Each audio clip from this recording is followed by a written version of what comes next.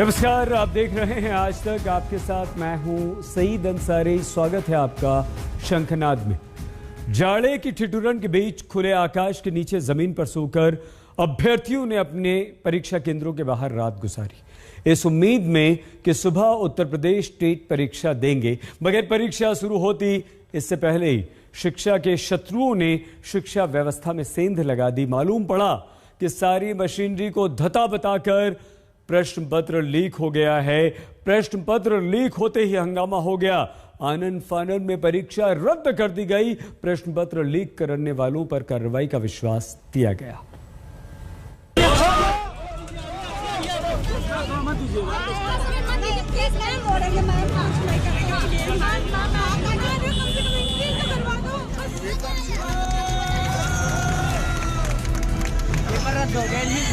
यह पहली बार ऐसी घटना उत्तर प्रदेश में नहीं हो रही। जब से भारतीय जनता पार्टी की सरकार आई है, लगातार आपने देखा होगा परीक्षा से पहले परीक्षा बच्चे जब पहुंच जाते हैं, बाद पता लगता है कि पेपर लीक हो गया। और ये पहली घटना नहीं है, इससे पहले भी उत्तर प्रदेश में कई बार घटना हो चुकी है। एग्जाम होगा, अच्छे से होगा, सरकार अच्छे शासन लगा रही है, लेकिन शासन क्या, शासन के नाम पर कुछ हो ही नहीं रहा है।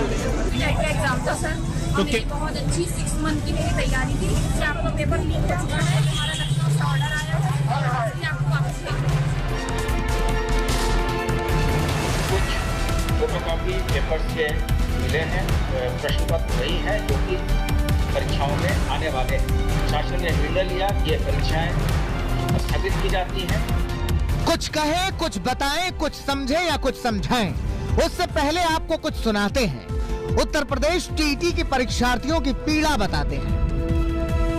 यूपी टेट का पेपर देने आए थे, अभी जो है 30 मिनट हुए, वो पेपर जो है आउट कर दिया गया। बच्चों के साथ जो है पूरा खिलवाड़ किया जा रहा है। हम लोगों का भविष्य जो है ऐसे ही बर्बाद किया जा रहा है। मैं इटावा से आई थी पेपर देने के लिए। पेपर बहुत अच्छा था, पेपर का स्तर इतना अच्छा सामान था, लेकिन पेपर कैंसिल होने से इतनी हानि हुई है कि बता नहीं सकते। और मतलब काफी मैंने मेहनत की थी और मेरे हिसाब से पेपर बहुत अच्छा आया था। मुझे ये लग रहा था कि बहुत अच्छे मार्क्स आ जाएंगे, लेकिन करने के बाद मतलब बाद में ही पता चला कि पेपर कैंसिल हो गया। ऐसे कैसे हो गया पेपर कैंसिल?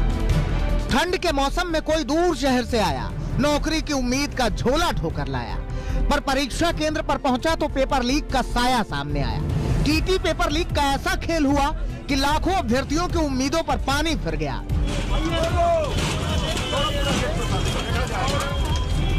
खबर फैली तो सरकारी अमला हरकत में आया। साजिश रचने वाले की धरपकड़ का अभियान चलाया। पेपर लीक के 26 आरोपियों पर शिकंजा कसा। मास्टरमाइंड को भी कौशाम्बी से गिरफ्तार किया गया। मैंने आपको पहले बता दिया कि व्यक्ति और एजेंसी, कोई भी संस्था अगर इसमें जिसने भी इस तरह की छेड़छाड़ का प्रयास किया है, उसके विरुद्ध कठोरतम कार्रवाई शासन के द्वारा की जाएगी। खुद सीएम योगी आदित्यनाथ ने छात्रों को भरोसा दिया, जल्द से जल्द परीक्षा कराना सुनिश्चित किया और आरोपियों पर गैंगस्टर के तहत कार्रवाई का आदेश दिया।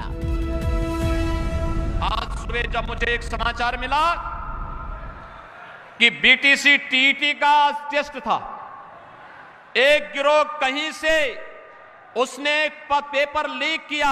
हमने कहा पूरे पेपर को अभी निरस्त करो, पूरे गिरोह को गिरफ्तार कर लो, उन सभी बच्चों को सकुशल उनके घरों तक पहुंचाओ। 1 महीने के अंदर पारदर्शी तरीके से फिर से परीक्षा आयोजित करो। किसी भी बच्चे से कोई शुल्क अतिरिक्त नहीं लेंगे, उनके आने जाने की फ्री में व्यवस्था देंगे, या उन बच्चों का जो आई कार्ड होगा उत्तर प्रदेश परिवहन निगम की बसेज में फ्री में आने जाने की सुविधा उसके माध्यम से उन बच्चों को प्राप्त होगी। लेकिन जिन लोगों ने ये शरारत की है वे भी सुन लें, उनके खिलाफ गैंगस्टर के तहत मुकदमा दर्ज हो रहा है और उनकी संपत्ति को जब्त कराने और राष्ट्रीय सुरक्षा कानून के अंतर्गत उनको सबको निरुद्ध करने जा रहे हैं। 23 लोग अब तक गिरफ्तार हो चुके हैं और शेष लोगों की गिरफ्तारी चल रही है। और कोई कितना भी बड़ा क्यों नहीं होगा, उसके घर में बुलडोजर चलना तय है।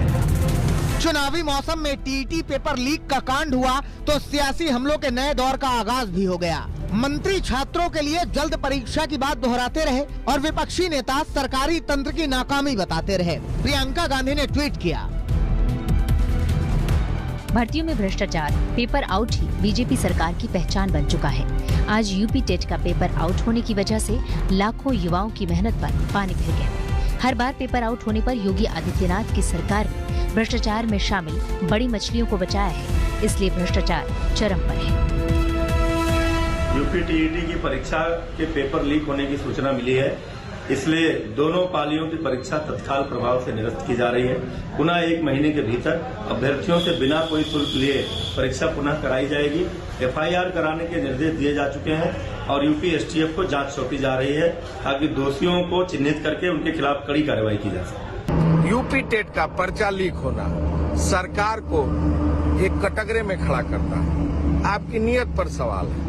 आप नहीं चाहते लाखों नौजवान टेट की परीक्षा पास कर सकें, रोजगार प्राप्त कर सकें। आपकी मंशा पर पिछले समयों में भी सवाल उठता रहा है, जब आपने दरोगा भर्ती, सिपाही भर्ती, शिक्षक भर्ती जैसे तमाम प्रतियोगी परीक्षाओं को आपकी सरकार में उसके पेपर लीक हुए और उन नौजवानों का भविष्य आज भी अंधर में पड़ा है।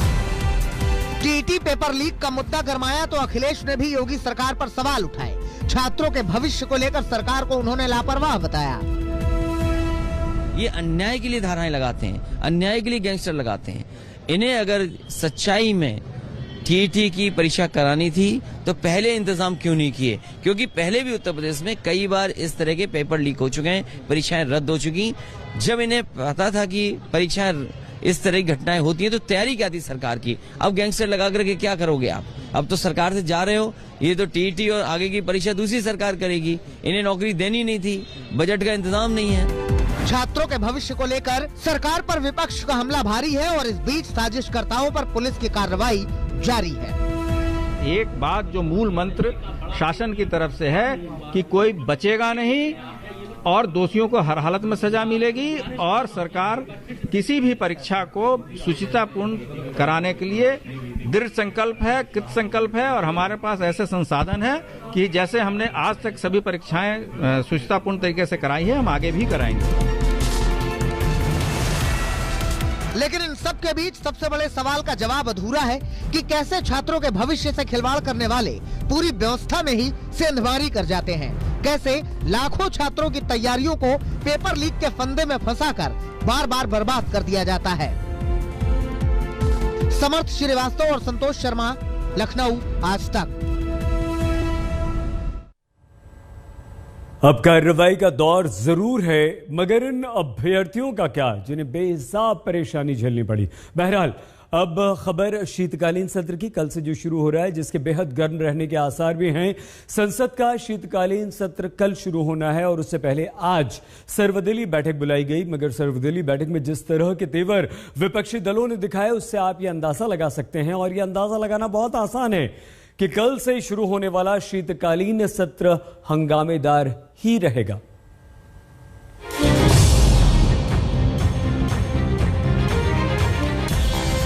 देश की सबसे बड़ी पंचायत बैठने वाली है। संसद का शीतकालीन सत्र शुरू होने वाला है। सरकार के सामने सत्र को सुचारू रूप से चलाने की चुनौती है, तो विपक्ष भी पूरी तरह से सरकार को घेरने की तैयारी कर चुका है। लिहाजा ये बड़ा साफ है कि संसद के दोनों सदनों में सरकार और विपक्ष में तकरार की पूरी गुंजाइश बन रही है। वजह क्या है, हम आपको बताते हैं। रविवार को सर्वदलीय बैठक में विपक्ष ने अपने तेवर का परिचय कराया। विपक्ष की मांग है कि पेगासस, महंगाई और बेरोजगारी पर चर्चा होनी चाहिए।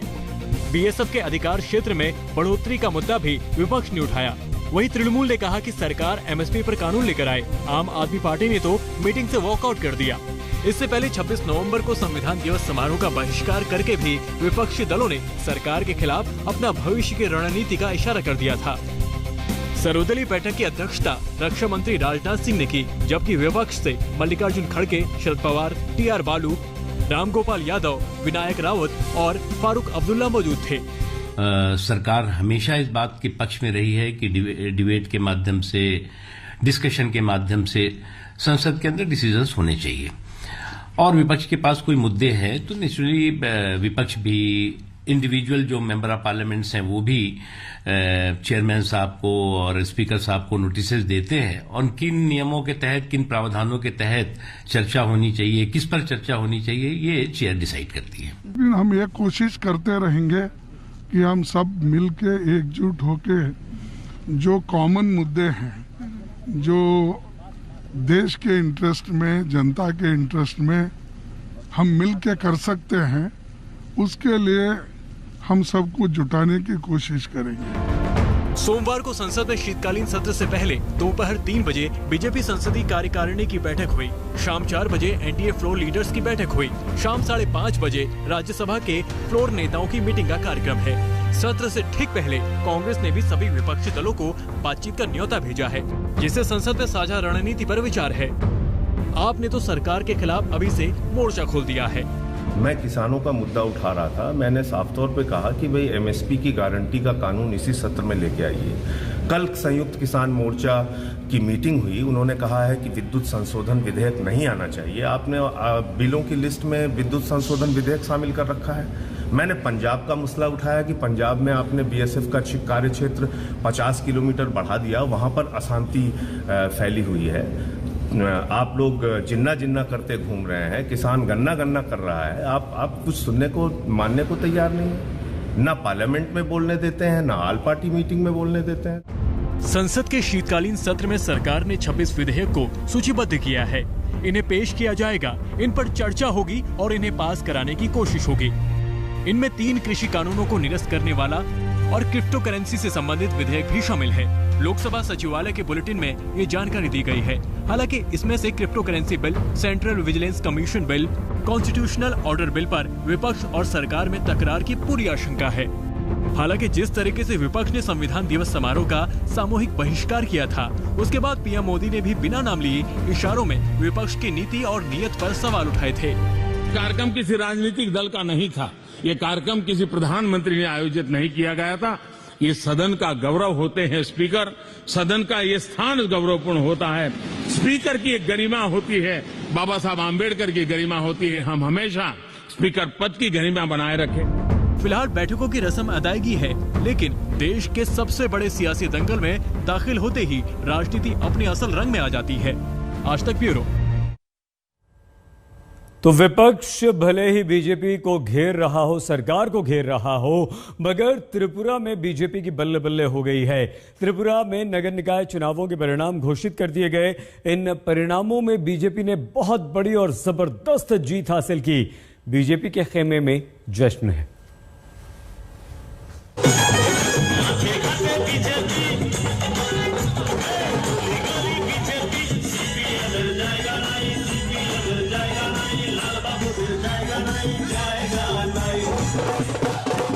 ये जश्न है बीजेपी की जीत का,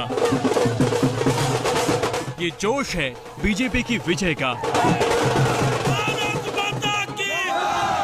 सड़कों पर भारत माता की जय के नारे गूंज रहे हैं।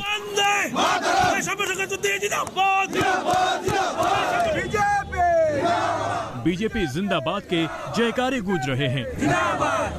त्रिपुरा के नगर निकाय चुनाव में बीजेपी का ऐसा जलवा छाया कि हर ओर जीत की लहर दौड़ गई। वोटों की गिनती और परिणाम के साथ पार्टी कार्यकर्ताओं की खुशी बढ़ती गई।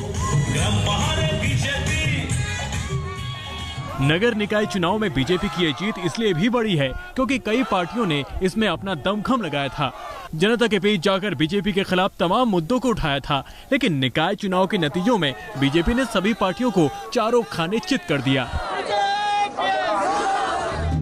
निकाय चुनाव में बीजेपी ने 334 में से 329 सीटों पर जीत हासिल की। राजधानी अगरतला में 51 सीटों में सभी पर बीजेपी का कब्जा जमा लिया। बड़ी बात यह है कि निकाय चुनाव के जरिए त्रिपुरा में जमीन तलाश रही टीएमसी को सिर्फ एक ही सीट हासिल हुई।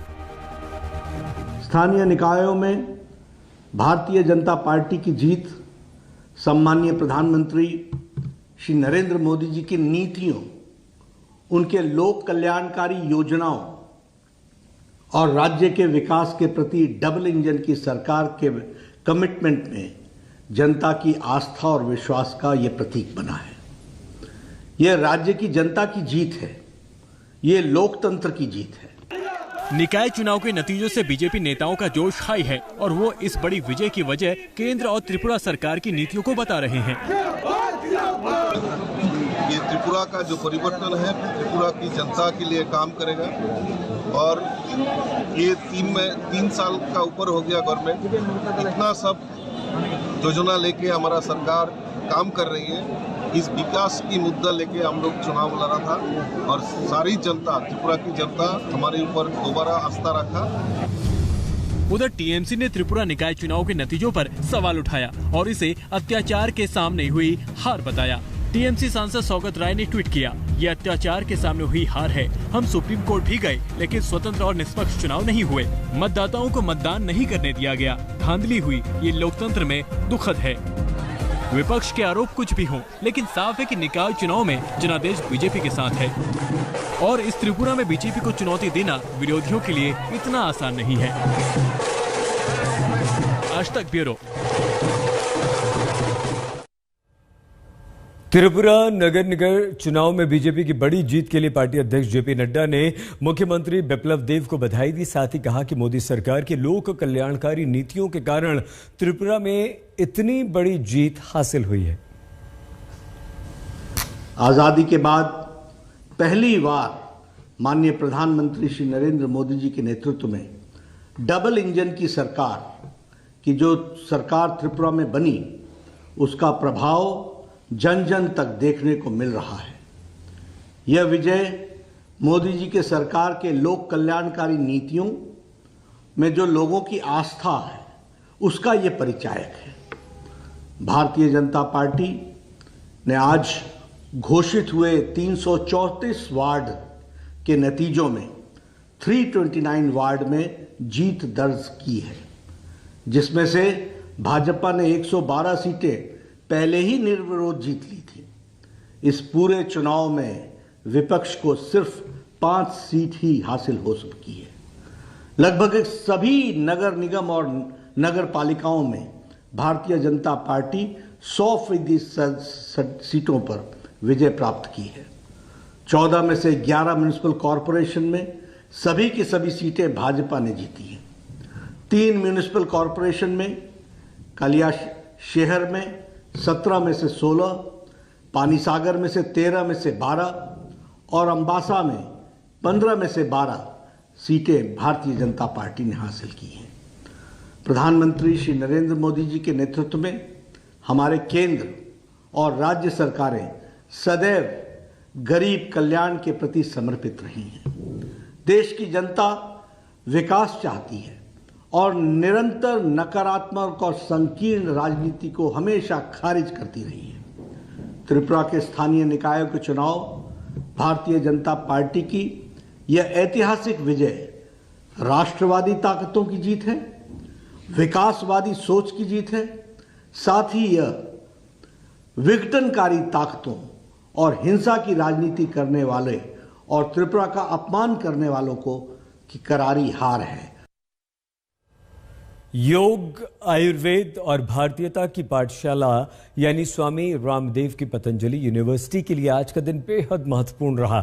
आज यूनिवर्सिटी का पहला दीक्षांत समारोह आयोजित हुआ, जिसमें खुद राष्ट्रपति शामिल हुए। समारोह के दौरान यूनिवर्सिटी कैंपस में भारतीयता की रंग बिरंगी झलक देखने को मिली। समिद्युवसे वृषन्नग्ने विश्वा निर्यआ इनस्पते समिद्युवसे सम्भवसूर्याभरा संगच्छध्वं संवदध्वं शम्भो मनांसि जानतां देवा भागं यथा पूर्वे संजानाना उपासते। पुरातन भारतीय ज्ञान के साथ आधुनिक विज्ञान का संगम।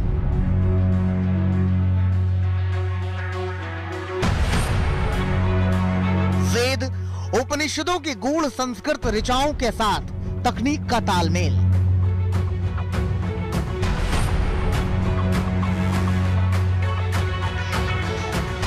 योग की बारीकियों के साथ स्वस्थ मन और सेहतमंद तन का संयोग।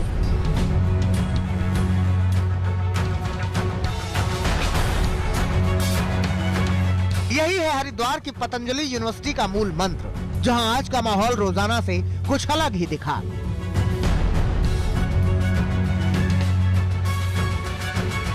नालंदा और तक्षशिला, विक्रमशिला जो हमारे गौरव रहे हैं हमारे देश के विश्वविद्यालय, उसी के तर्ज पर यहाँ पर एक ऐसा मानव तैयार करने की कोशिश, एक ऐसे मानव की संरचना की कोशिश जो न सिर्फ ज्ञान बल्कि भारतीय ज्ञान और दर्शन को सीख कर, जानकर विदेशों में भी जाए अगर, तो भारत के नाम, भारत का झंडा वहां पर गाड़ सके। कुछ ऐसे मानव संरचना की यहाँ पर प्रयास और कोशिश है, जिसकी आप तस्वीरें देख सकते हैं।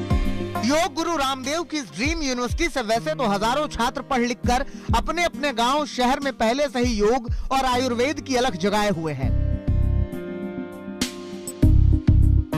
लेकिन आज पहली बार विश्वविद्यालय का पहला दीक्षांत समारोह आयोजित हुआ है और छात्रों को डिग्री देने खुद राष्ट्रपति रामनाथ कोविंद उनके बीच पहुंचे।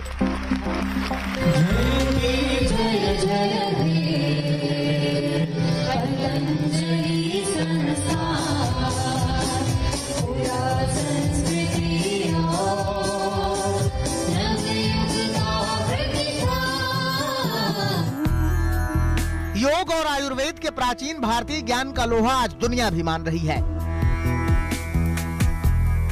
खाली वेद ज्ञान को लेकर के नहीं चल रहे, हम आधुनिक अनुसंधान को भी लेकर के चल रहे हैं।